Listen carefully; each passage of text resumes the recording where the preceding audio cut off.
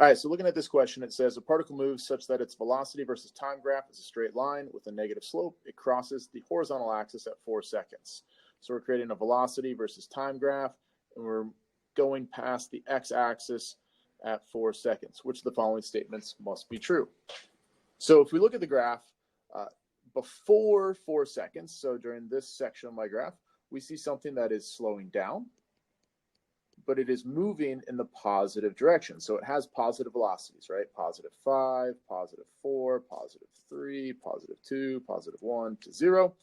So it is slowing down, but it is going still in the positive direction. Whereas once we go past 4 seconds, now we're in the negative velocities, right? So -3, -5. And so we have something here now that is speeding up. Remember, it is moving away from 0. 0 velocity is our x-axis, so we're moving away from 0. So we are increasing in speed, but now we're moving in the negative velocity. Right? So at 4 seconds, we're going from moving forward to now moving backwards. So we're changing directions here right at 4 seconds. So when we look at this question, it says a car starts from rest, initial velocity of 0, and uniformly accelerates in a straight line until it reaches a speed of 80 kilometers per hour. And that takes 5 seconds. So we get from here to 80 kilometers in 5 seconds. So time from 0 to 80 is 5 seconds. What distance did the car cover when going 20 kilometers per hour to 70? So at some point, it went from 20 kilometers per hour to 70. And how far did it go during that time? So the first thing I'm going to do is I'm going to change all of my values into similar units. So I'm going to have my initial velocity is going to be 0 meters per second. I'm going to have my final velocity as 80 kilometers per hour. And we need to convert that into seconds. So I'm just going to do that one time. And how I would do that is I know that there are 1,000 meters in 1 kilometer. And I know that there are seconds and hours. There are 3,600 seconds in 1 hour. And so what I'm going to do is I'm going to multiply across. And I did a little bit of dimensional analysis. My hours should cancel out. And my kilometers should cancel out. And I'm going to be left with meters over seconds. So when I do that, I actually get a final velocity as 22.22 meters per second. And then I have kind of velocity 1, which was initially 20 kilometers per hour, which goes to 5.56 meters per second. And velocity 2, which was initially 70, which is going to convert into 19.44 meters per second. So IB actually does this a lot. They'll give you values in different units, and we want to get to those SI units. So meters is our SI unit for length, and then seconds is our SI unit for time. So we want to convert everything into meters per second. That's usually how it's going to be easiest. Now, once we've done that, the first thing we can do is we can find acceleration. Okay, because it's accelerating constantly the entire time, the acceleration here is the same as the entire motion. So we can find acceleration, which is a change in velocity over time, which is going to be final velocity minus initial velocity divided by time, which I'm going to use not 80, but I'm going to use 22.22. minus initial, which is 0, and all that divided by 5. And that's going to give me an acceleration equal to 4.44 meters per second squared. Okay, and so if we look at this in terms of my units, I sometimes don't include them, but the idea is we have meters per second on the top divided by seconds. So when we divide this, when we divide exponents, it's like adding, right? So this is the same idea as if I were to write this as meters per second times seconds to the -1. And so when we add these two exponents together, that's going to give me meters per second squared. Now, the last part of this is simply understanding what we know. And so we are going to know a few things. We're just going to focus on this part of my motion now. So I'm going to define this as my initial velocity. I'm going to find that as my final velocity. We're trying to find displacement, and we know acceleration. So there's 4 variables that's associated with this. The one thing we don't know is we don't know the time from here to here. But as long as we have 3 known variables, we don't need that to solve this problem. So we're going to use the equation, which looks like this. Velocity squared equals initial velocity squared plus 2 times my acceleration times my displacement. I know my final, I know my initial, I know my acceleration. So of this equation, which has 4 unknowns, I only have, or 4 variables, excuse me, I only have 1 unknown. So I can do a little bit of algebra and solve for S. And in doing so, I'm simply going to subtract u squared on both sides. So I get velocity squared minus initial velocity squared equals 2 acceleration times my displacement. And then I can divide each side by 2 times my acceleration. So I get my displacement equal final velocity squared minus initial velocity squared divided by 2 times my acceleration. And then I can plug in my values. My final velocity was 19.44 squared minus my initial velocity, which is 5.56 squared, divided by 2 times my acceleration, which is 4.44. Now, when I plug those in my calculator, I'm going to get a displacement, which is equal to 39.1 meters. And so that's how far I am traveling during that portion of my motion, right? Not the entire length, but just simply during that interval when I was going 20 kilometers per hour to 70, I traveled a total of 39.1 meters. Okay, so if we look at this question, it says the following graph represents uniform acceleration. And we can see that it's a velocity versus time graph with a constant slope here up and to the right. And it asks, what is the area of the shaded triangle? And then it gives us these symbols here, or these variables, which indicate displacement, initial velocity, final velocity, acceleration, and time. And we need to pick out these answers. And I'll just say that initially, a best guess might be this, because we see, okay, this is a triangle here, right? We have a triangle shape, and we know that the area of a velocity versus time graph is displacement. And so we might think, you know, well, the area of this shape is a triangle, so that's 1/2 base times height. All right, but let me show you why that's not the answer. So if we take the base, which is from this, so we're going to say the area is going to equal 1/2 base times height. And so my base is the time that takes, right? So the base is time. And then the height is going to be a change in velocity. So how much did my velocity change from here? Which, let me write this out. This is my initial velocity. And then this is my final velocity, okay? So I'm going to rewrite this as 1/2 base, which is time, times height. So this is base right here. And then height is change in velocity. Remember, change in velocity. That's my height. Okay, now, anytime we see that change symbol, that delta, that symbol right here, okay, we need to have the idea of final velocity minus initial. Okay, and really, I think this would be a nice equation to have, but once we get into, you know, the different types of equations for the main 5 kinematic equations, we'll see that that's not really an equation that we have. So how do we get to this from this? And the midway step is the idea that final velocity equals my initial velocity plus acceleration times time. Okay, and so what does this is y equals m.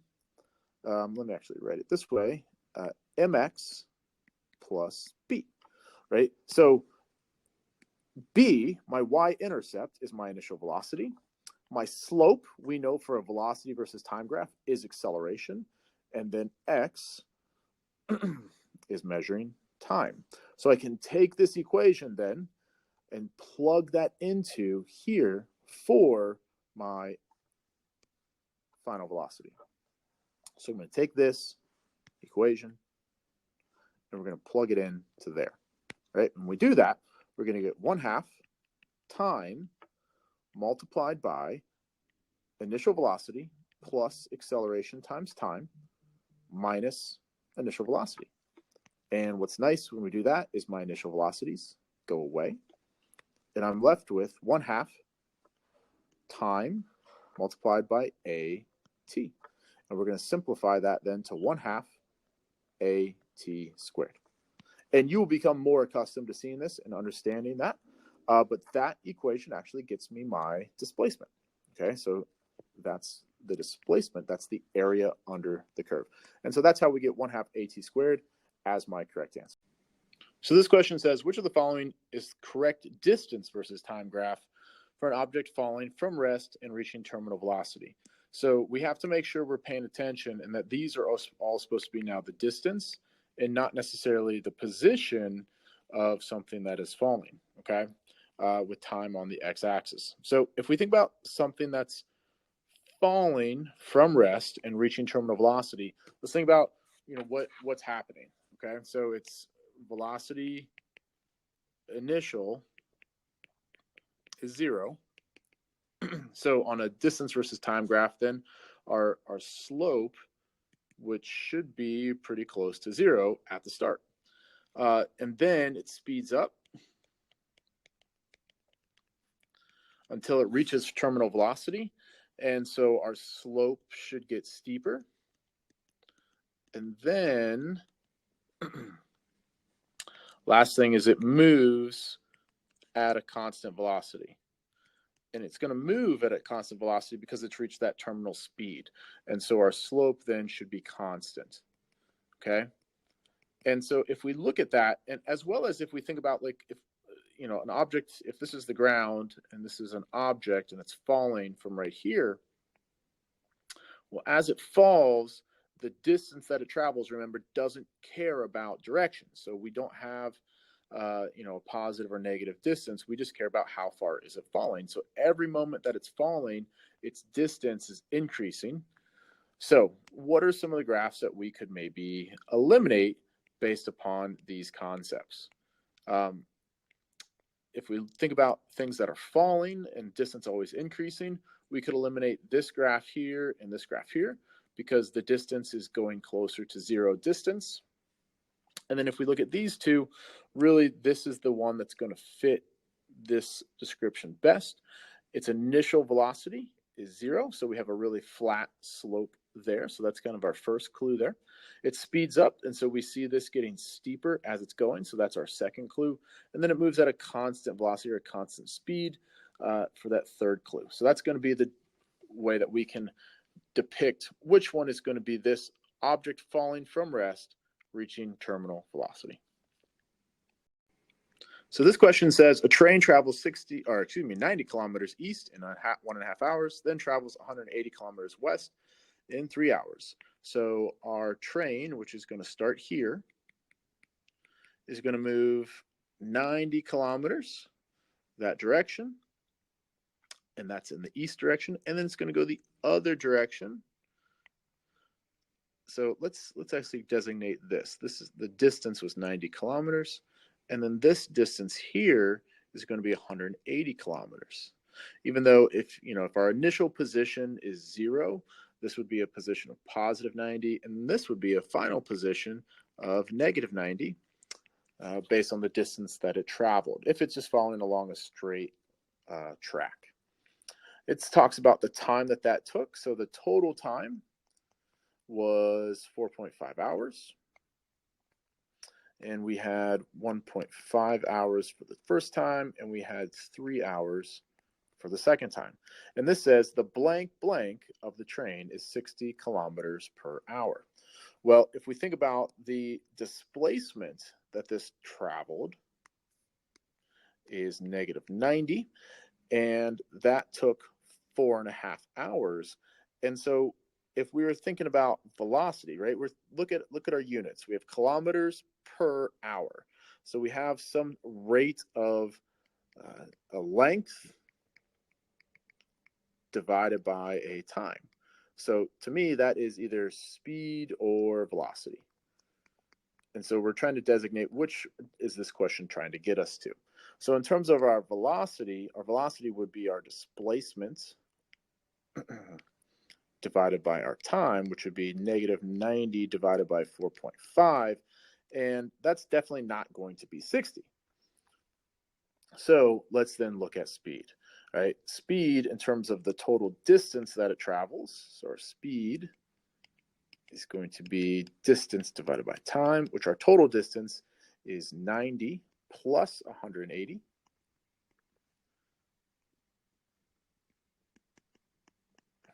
Divided by that 4.5, which that is going to be 270 divided by 4.5, which that actually does give me 60. So in looking at this, while it doesn't travel this speed the entire time, right? The speed for our first section, our speed would be 90 divided by 1.5. And our speed for our second time would be 180 divided by 3. Which, if we actually do the math here, I wasn't thinking about this before, but both of these would actually give me 60 kilometers per hour. They don't have to, though, necessarily. They don't have to. So each segment, I was going 60 here, I was going 60 here. So my velocities, here would be positive 60. My velocity here would be negative 60. And the average velocity is going to be negative 90 divided by 4.5. But my average speed is still going to maintain as 60. For this problem, it says time 0, a ball is thrown vertically downwards from the top of a tower with a velocity of 2 meters per second. Find the distance it falls between periods of 2 and 3 seconds. Ignore air resistance. Acceleration can be used as just 10 meters per second squared. So a picture of this is our ground. We have our tower, and then we're going to have a ball which is going to be thrown downwards with an initial velocity. I'm going to take the up direction to be positive. Actually, you know what? For this one, let's take the down direction to be positive. It really doesn't matter. So our initial velocity is 2 meters per second. It's going to fall for a certain period of time. It doesn't tell us what that time is, but we simply need to know how far did it go. So maybe 1 second it's here, maybe 2 seconds it's here, 3 seconds it's here, 4 seconds it's there. So this is time equals 2, time equals 3. So how far, what is my displacement, s, during that time interval? And I also know that my acceleration that the ball is going to experience is going to be a positive 10 meters per second squared. And again, it's positive because we're going to make the positive direction down.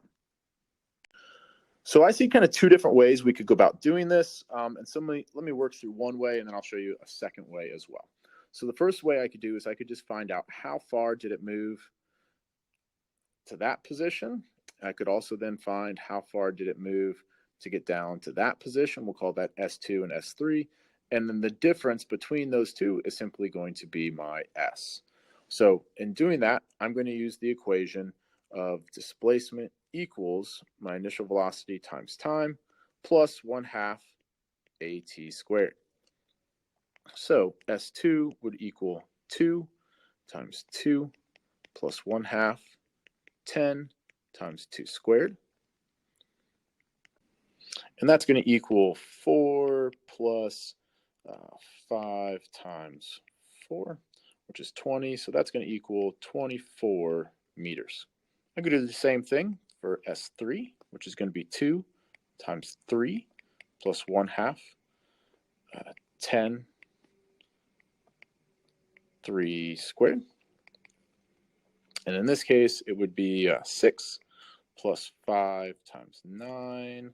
5 times 9 is 45, plus 6 is 51 meters. So then what's the difference between those two? Whereas S is going to be S3 minus S2, which would simply be 51 minus 24, which would be 27 meters. So that's one way we could go about solving that question. An alternative method of solving that question could be understanding what acceleration tells us. Oh, geez Louise. Understanding what acceleration tells us and being able to apply that to this situation. So if my initial velocity is 2, 1 second later, my velocity, we'll call that v1, would be 12 if I have an acceleration of 10 meters per second squared. v2 would be 22. v3 would equal 32. So I can quickly determine after 2 seconds, it's going 22 meters per second. After 3 seconds, it's going 32. And so then with that, I can take the equation velocity squared equals initial velocity squared plus 2 times my acceleration times my displacement. Now in this case, we have initial velocity, we have final velocity, and we have acceleration. So we would just be solving for my displacement. To do that, then I would subtract my initial velocity from both sides. So I get final velocity squared minus initial velocity squared equals 2 acceleration times my displacement. And then I would divide by 2 times my acceleration on both sides. And I'm going to get a value of s, or my displacement, equals final velocity squared minus initial velocity squared over 2 times my acceleration. I could then plug in my values of 32 squared minus 22 squared divided by 2 times 10. When I do that, I'm going to get 540 on the top, and I'm going to get 20 on the bottom, and that gives me a total displacement of 27 meters, which is great because that's what we got over here. Okay, so it doesn't really matter which method we take. Both of them are going to achieve the same value of 27 meters.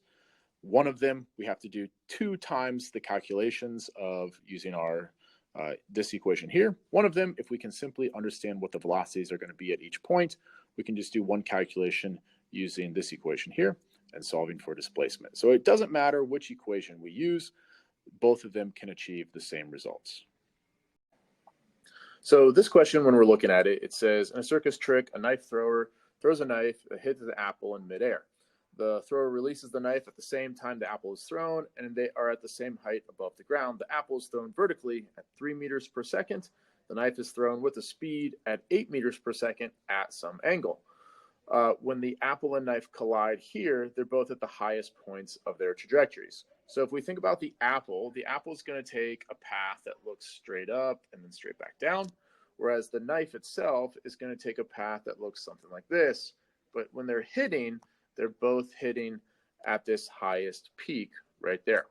So it wants to know at what angle from the horizontal was the knife thrown.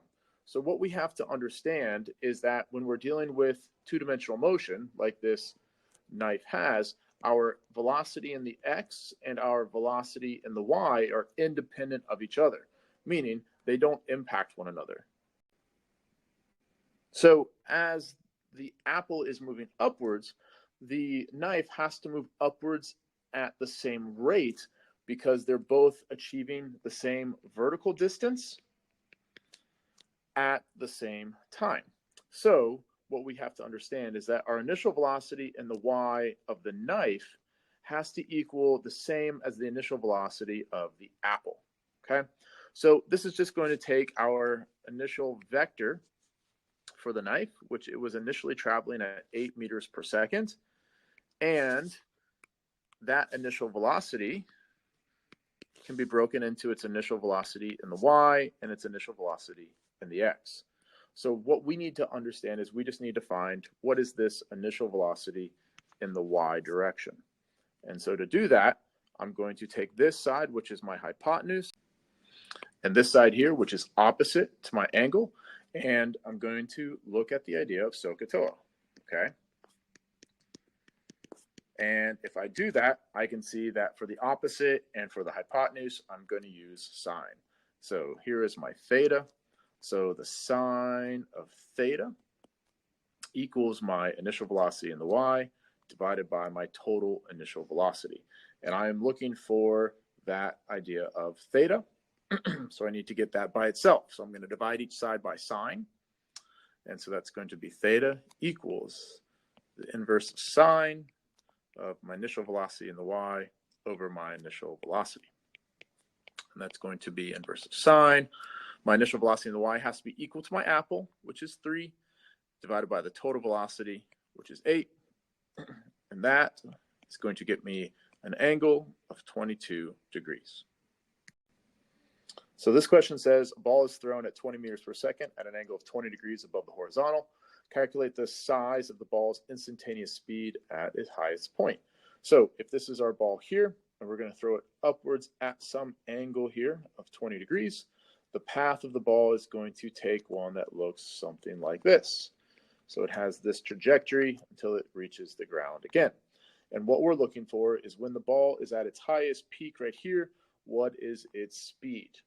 Now, what we have to understand is at the highest point, it's going to have some velocity in the x direction because it's going to be moving in that direction, but its velocity in the y direction is actually going to be 0. At its highest point, we are not moving up or down for that moment in time, so our velocity in the y direction is going to be 0.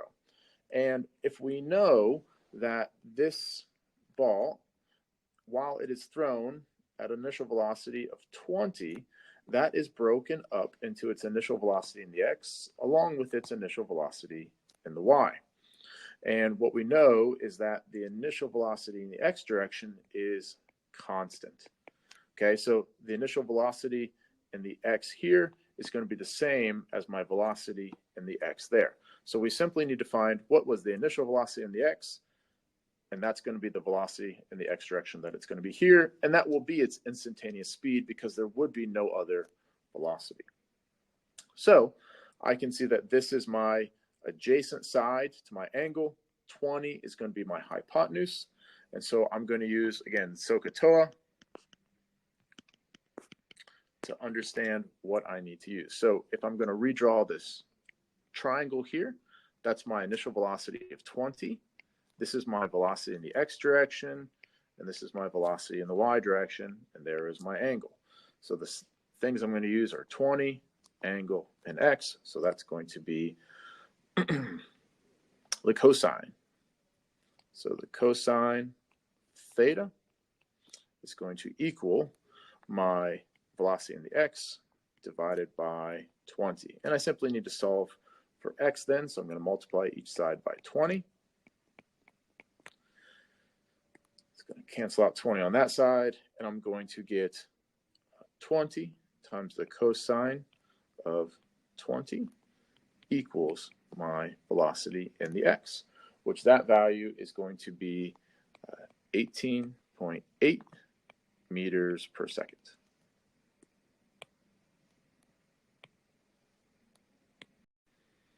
In this question, it says a bee moves from point X to point Y along a semicircular path as shown.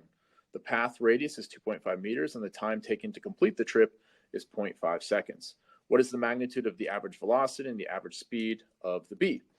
Now, as we're looking at this, we should be able to eliminate some of these answers.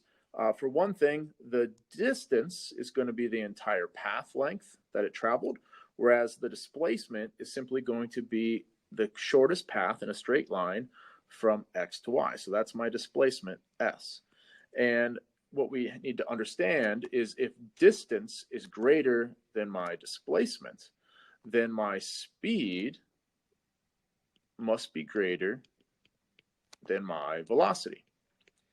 Okay, the only time where they might be the same would be if distance and displacement are the same. So I'm going to be able to eliminate answers like 1 because their velocity and speed shouldn't be the same, as well as 3 and 4, really.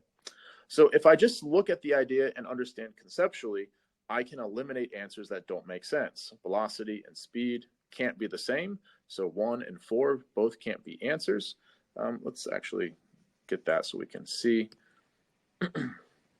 So 1 and 4 can't be the same, but then I also said because my distance is greater, my speed must be greater as well.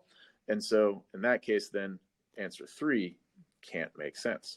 Now, if we were going to do the equations and actually solve for it, speed is my distance divided by my time, and my distance, let's say that's half the circle, is the circumference divided by 2 divided by time.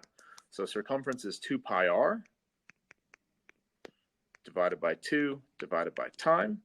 My 2's are going to cancel out, and my speed is simply going to be pi r divided by t. Where in terms of my velocity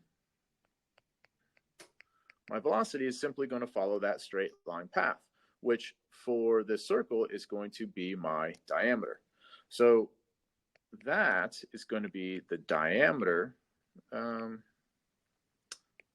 diameter divided by time. My diameter is simply 2r divided by t. And so if we were to compare these two equations, it doesn't matter what t is, it doesn't matter what r is, right? Pi is 3.14, so if we were to write this out again, this is 3.14 r divided by t versus 2r divided by t. And so we can see that my speed must be greater. And so in that case, this is the only answer that makes sense, where I have a velocity of 16, and I have a speed of 16 and a velocity of 10.